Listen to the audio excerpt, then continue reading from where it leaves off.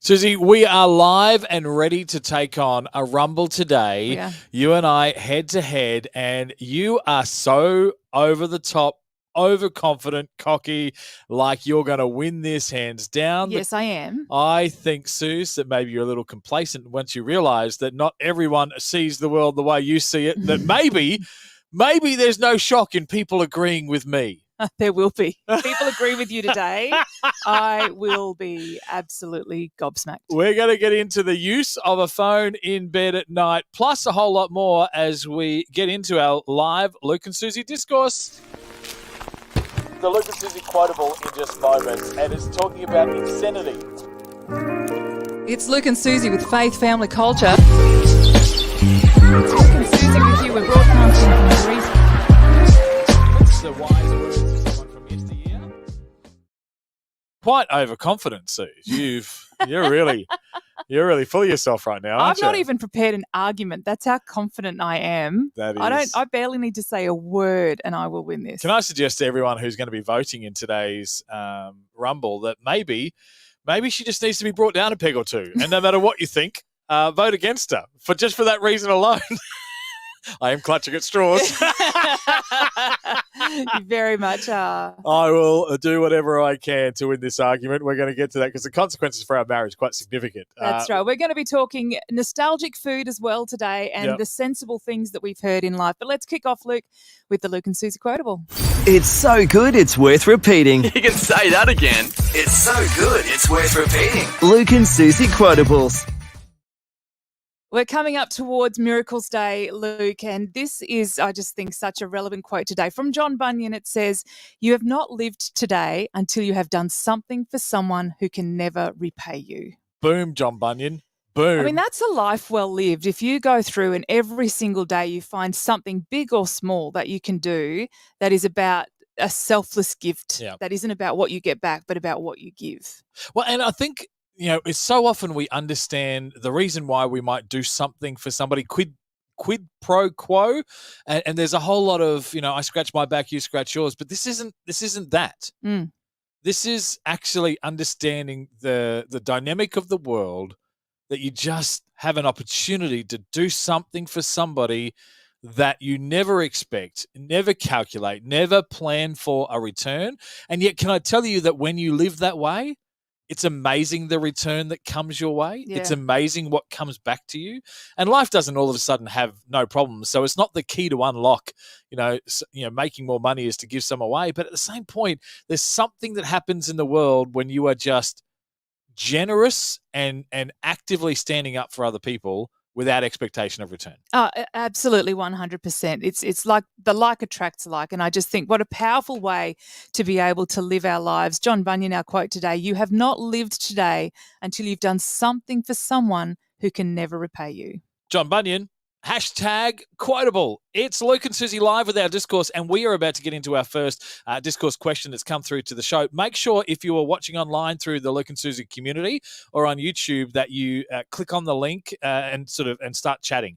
When you add your comments to the live broadcast, it comes through to us, and we can include that in the topic. So make sure you get involved and start to chat along. If you're on YouTube, click subscribe and come join the family each time we do a live Luke and Susie discourse. Susie want to talk about what matters to you.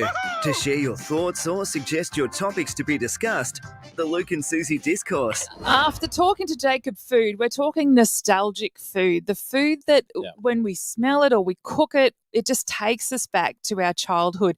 For me recently, I pulled out an old recipe. It's a cornflake slice. Yeah. And I don't remember where we got the recipe from, but I remember my sister and I making this with Mum when we were growing up, and we were in Girls Brigade, and they decided to do a cookbook to raise money, and that was the recipe that we put in, was this cornflake slice. And I'm making it that the other day, like a couple of weeks ago. It was just fantastic, just to remind me and take me back to those young days. It's amazing, just the smell of it, but also the process of making it. Do you have a nostalgic food other than Choco? Yeah, Choco's was a horrific, traumatic childhood memory in a couple of ways. One, because Nana had a Choco tree in the back, and so there was just Chocos everywhere, and then she would just steam them And I don't know if you've had a choco, but they have no flavor by themselves. And so it was just this weird texture with no flavor. And it was just a horrible experience. And but the second part of the trauma is that I was so traumatized by that. Somehow I managed to get chocos put into a Barry Manilow song.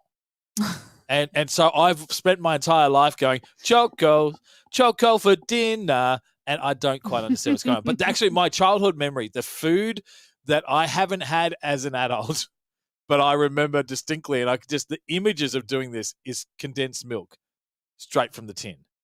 Oh my! This is what Mum would sort of do baking and use condensed milk, and I'd have the tin. But we don't have one. But you remember the triangle hole punches for the tins? Yeah. And so, of course, with condensed milk and with a lot of things, you'd have to put a hole either side for the airflow to come through, and then it'd be tipping back, and it would come out very slowly. But the sugar heaven! I tell you what, I don't know. People might have assumed I was an ADHD kid, but I wasn't. I was just I was ripped on condensed milk. And if you don't know what condensed milk is, it's not like drinking milk. It's no. Great in cheesecakes. So the food that brings back your childhood memories is the topic of discussion right now. Nabila, let's come to you on this one. What's a nostalgic food for you, a food that takes you back to your youth? It's after dinner mints. I'm very specific. They were made by Red Tulip for years in the 1960s. And I was horrified to find out they were discontinued when I was overseas, about 2006-ish. But they take me straight back to my grandmother, to my maternal grandmother, because she and I would feast on them without anybody looking. We had after dinner mints when I was growing up as well, and they were all individually wrapped. Were they the square one? Box? Yeah, so good. Yeah. That's a good one. Yeah, I think Nestle took over they're very hard to find now. Very, very difficult to find the after dinner mints. It was the ones with the dark chocolate. Yeah, they were good. That I really liked. And as a kid, it helped me to regulate and not have too much because it was hard to open up the packets. You just have to pull it out. Were they the ones out of the upside down? Individually wrapped ones. There were other ones that were individually wrapped that I struggled with. Anything that stood with plastic between me and my food, I wasn't a fan of. Caroline, what about you? Food that brings back the childhood memories? Apple pancakes. We used to make them with my Oma. So it'd be like a pancake the size of the fry pan, and you'd cook it a little bit. You put sliced apple in it, and then you'd flip it, and then you'd put sugar and cinnamon on top. Schmick. That sounds amazing. I've never had an apple pancake. Yes, you have. Yeah. Sorry. We went to dinner with a beautiful lady, Robin, and her friend made apple pancakes for us, and they were stunning, beautiful. Before we move on, Caroline, can you just hold your fingernails up to the camera, please? Oh, look. I love the whole not sure whether to move it left or right to get it into the center of the camera. That's 5 different colors. It's a rainbow. Yeah, and it's very mirrored, so I do it. We've got a delay clash going on. They're bright colors. Well done on your fingernail coloring. Thanks. I'm a bright person. You are. The hair as well. Joe, food bringing back childhood memories. What's yours?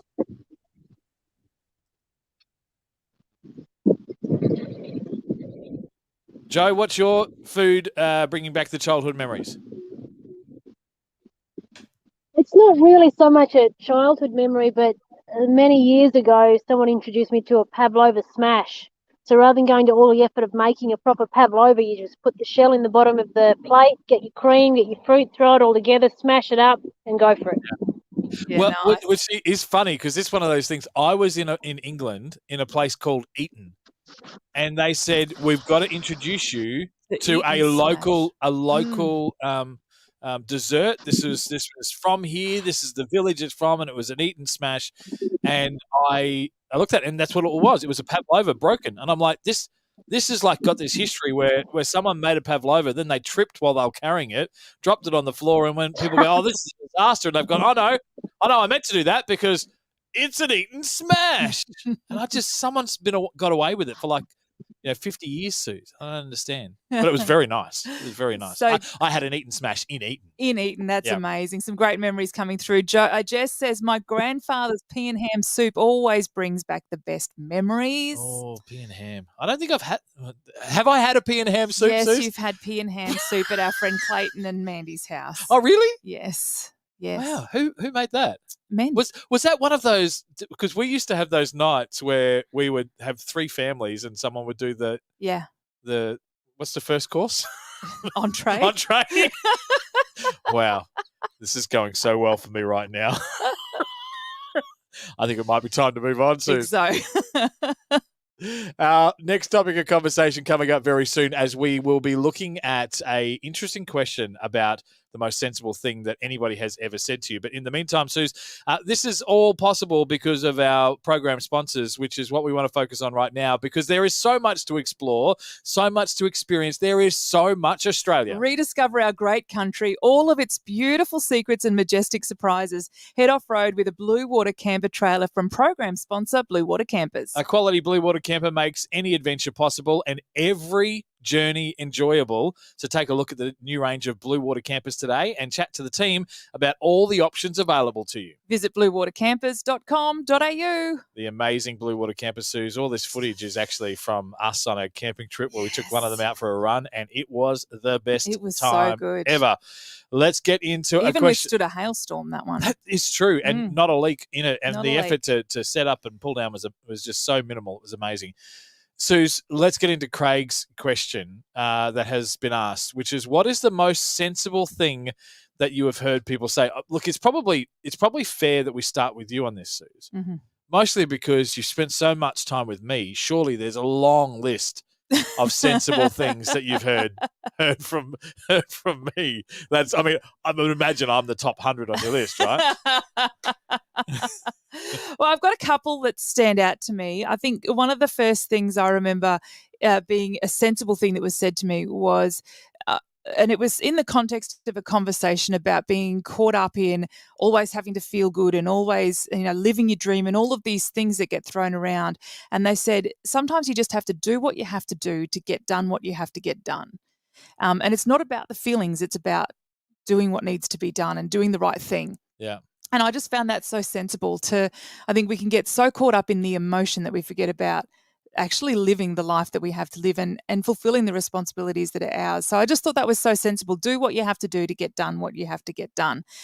Another sensible thing that was said to me that I still live by now is you control your phone does not control you. Yeah. Which means that just because it rings doesn't mean I have to answer it. Just because it dings with a message doesn't mean I have to respond immediately. I control it. It doesn't control me. Yeah, that's some really couple of wise things I've said. I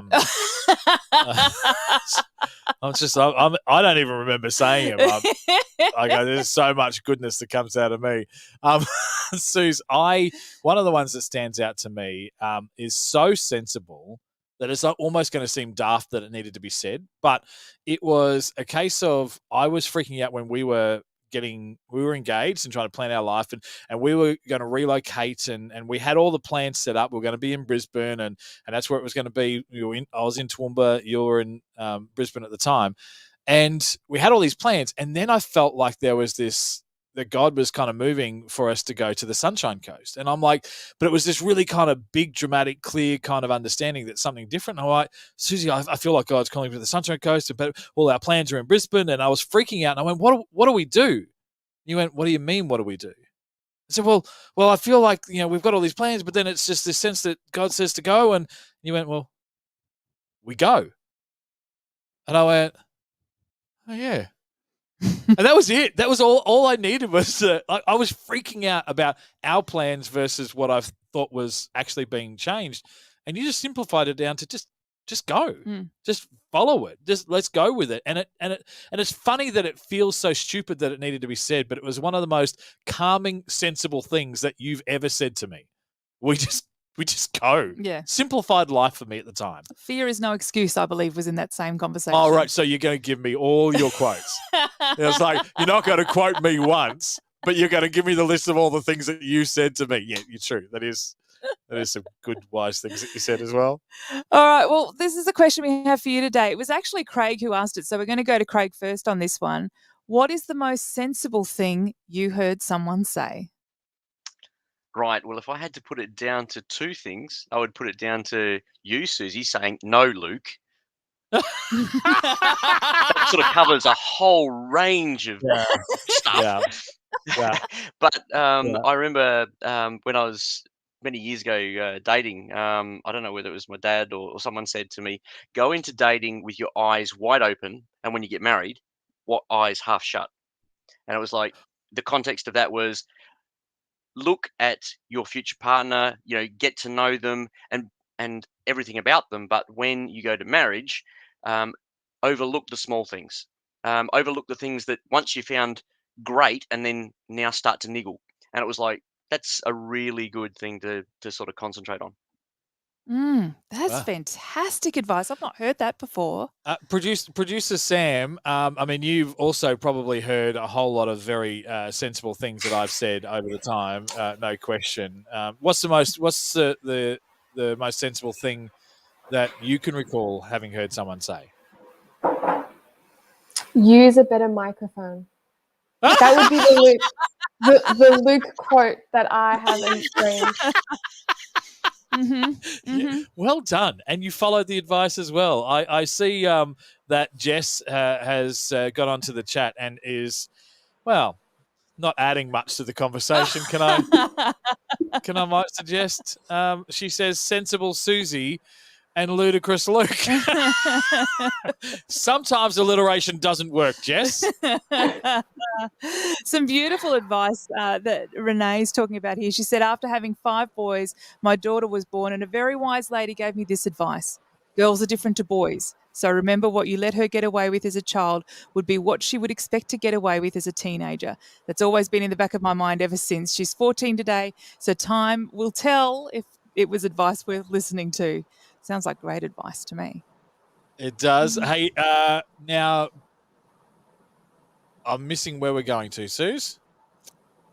Adele. Do we have Adele? We do not we have do Adele. not have Adele. So I'm a little lost of where to go to. Okay, well, let's go to Jess, because Jess has put a comment here as well. She said, my nan used to say that when you have boys, keep your eyes closed, and as long as they leave the house clean, it'll be okay. I just want to ask, how your eyes firm are closed. we on that clean thing when they walk out the door? Are we? And how long do you keep your eyes closed for? 'Cause that becomes somewhat impractical and a little bit less most sensible thing that someone said to you. We're I going to also get into... quite like Jolene's comment that she posted as well, because she said that if you think you can or think you can't, you're right. Yeah, that is that. Well, I think, and that is is that a Henry Ford quote, I think. I think, well, it's one of the many people I think it's been attributed to. Sammy, you probably need to go and check on who just died in the background there. There was a crash and a crumble. She's literally off camera now. Disaster has happened. We don't know what's going on. Don't forget to stay in touch and keep it a part of the conversation on the chat, whether you're watching on YouTube or the Luke and Susie community. Oh, look, I'm not a big fan of Renee saying so true, Jess. To which one?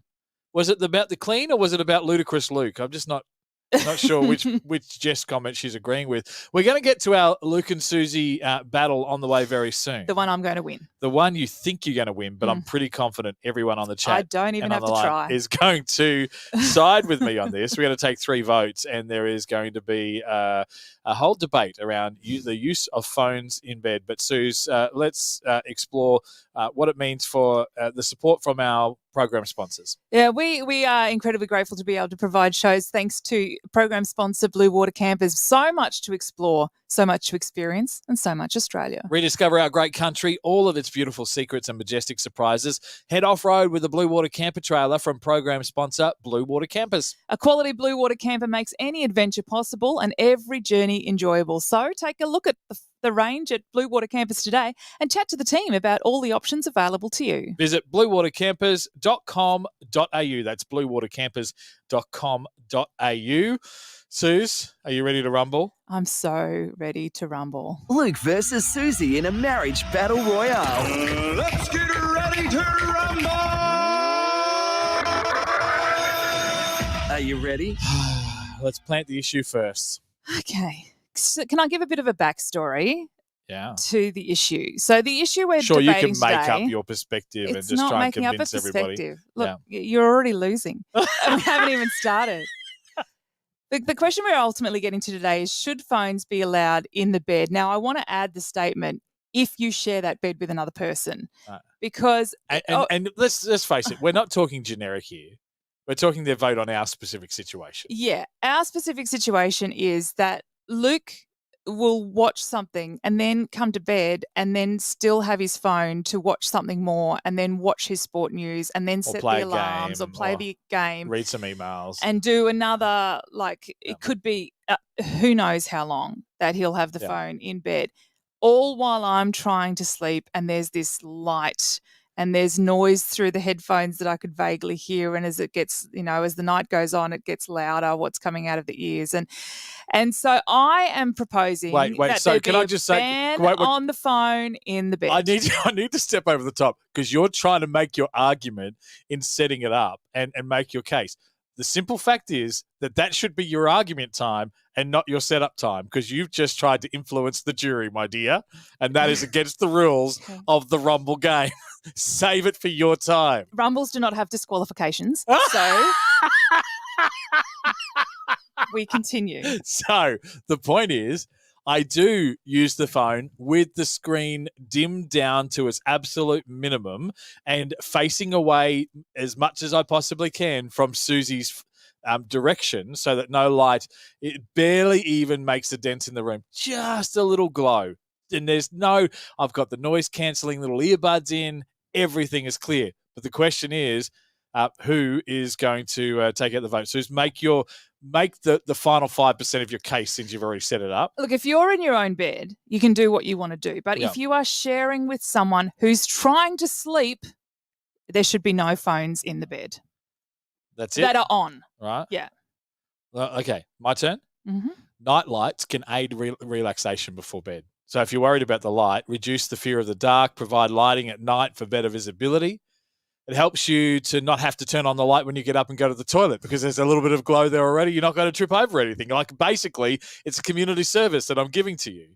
I get to bed sooner because even though there's still a last couple of things to do, I get into bed and warm the bed up and keep it warmer, therefore helping and aiding you in rest and relaxation in other ways, Suze. You know what the great saying is, happy Lukey, happy Susie, or happy hubby, happy mummy. Can't quite find rhymes that really work in my favour. The other saying, if Susie doesn't get enough sleep, she's super grumpy the next day. All right, we've got to take some votes on this. I don't think we need many. It's best of three. Oh, come on, Caroline. Surely it's a vote for Luke in this one. No, sorry, Luke. I'm 100% Susie. I can't stand light, sound, or anything when I'm trying to sleep. So I think you need to respect the other person's wishes. Like, my husband doesn't care if I have the TV, lights, or anything on. So if I wanted to play my phone in the bed, he wouldn't have an issue with it. But because I do have an issue with it, he respects me enough not to play his phone in the bed. Okay, What's that like, Caroline? Hang on a second. Why do I have to respect Susie's wishes, but she doesn't have to respect my wishes of being able to use my phone in the bed? Because you're affecting her sleep. Well, sleep's important, especially for us women. Women take more sleep than men, so don't let her sleep. That's right. Game away. Just don't do it in the bed. You stay up as late as you want. I don't have a problem with that. Just do it. That's all what my husband does. He stays up until he's ready to go to sleep. Yeah. All right.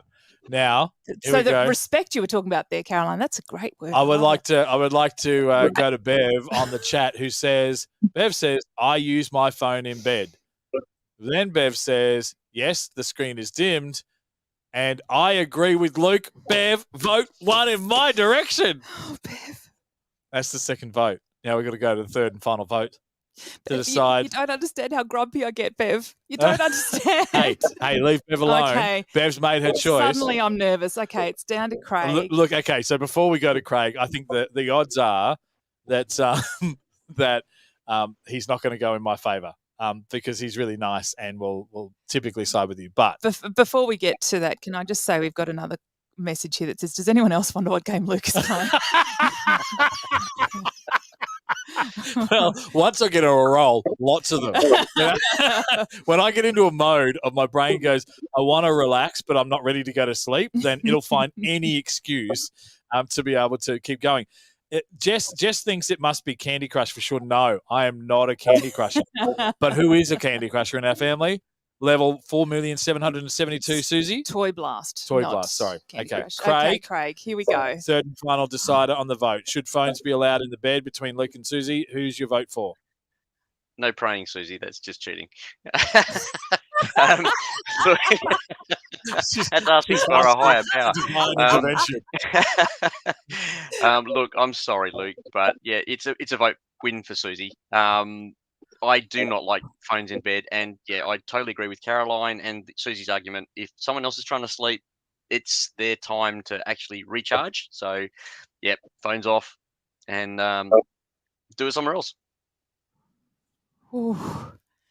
I really thought. I'm very grateful, Craig. Thank you so much. I was nervous for a second. I didn't think I was going to have to be nervous about this at all. I lose almost every battle in the history of the time. I've never been emotional at the end of it before. Unlike this particular occurrence, this is a devastating loss. This is a devastating loss. Hey, stay on the chat. We'd love to. There's a lot of conversation going on right now about the potential games that I'm playing. Thanks so much for all the suggestions. They've just added it to my list of games to look up on my phone. All these new games that I actually am not playing. We just got phones off. YNWA. I'm guessing that might be Sebastian. Could it be? Could it be? Oh, Sebastian. Could it be? Well, this is the thing for those who don't know, the YNWA, that's a Liverpool fan right there. Yes. You will never walk alone. Suze, we're going to wrap things up today with our sweet tweets. 7 years ago. As Abraham Lincoln said, the smartest people share their greatest thoughts on Twitter. Hold up. Wait a minute. Something ain't right. Hashtag sweet tweets.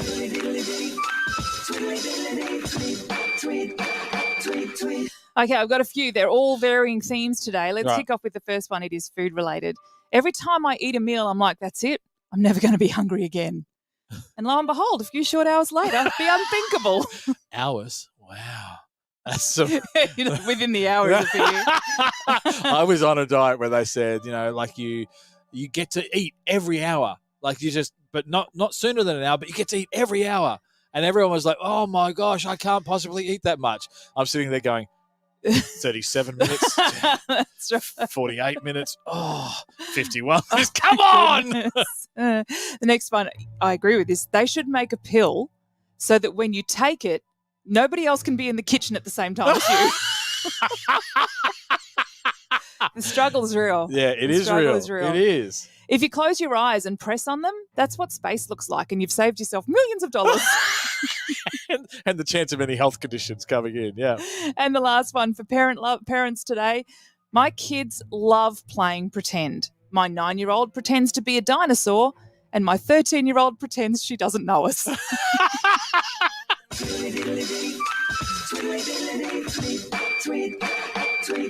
And the husband pretends he's got some work to do when it's time to clean up and do the dishes, I would imagine. Hey, Suze, that wraps us up for today. Make sure if you're in the Luke and Susie community, we love you to keep chatting and stay involved in all the topics we do. If you're watching on YouTube, click subscribe and hit that little bell, and we'd love to have you as a part of the community. Come onto Facebook and join the group. We can't wait to catch you next week.